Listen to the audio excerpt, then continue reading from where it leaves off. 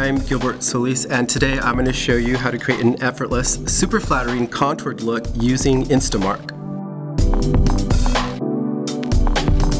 So I've already prepped and hydrated the skin along with an application of Genius Gel Supercharged Foundation. I've perfected the skin with Genius Gel, Remedy Concealing Pen, and Perfection Powder.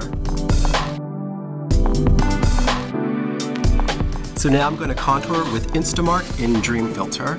Because Instamark is finely milled, you want to ensure that you have a really soft, velvety powder finish before contouring. And I did that already using the Perfection Powder. So using an angled natural bristled brush, dipping into the darker of the two shades, I'm going to start to sculpt and define the contours of the cheek and drag the color along the jawline, brushing down towards the neck.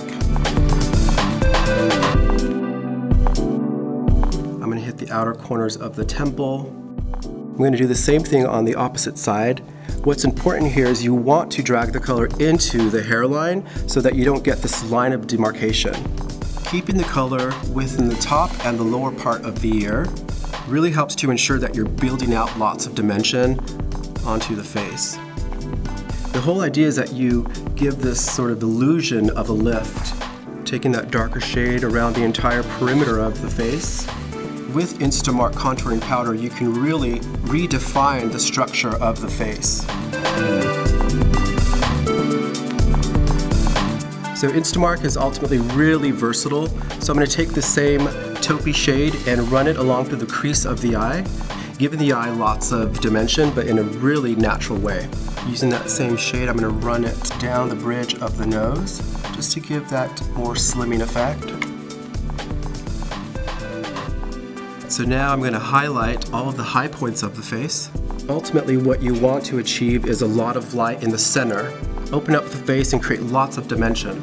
Because the powder is so finely milled, oftentimes I'll use it as a setting powder and just buff it all over the face to help soften and reduce some of the shine. So next up, I'm going to dress up the eyes with Twinkle Pop in Honey Bunny. I think it's great when you can create contrast between matte and shimmer. What's great about Twinkle Pop is that it makes it really fast and really effortless.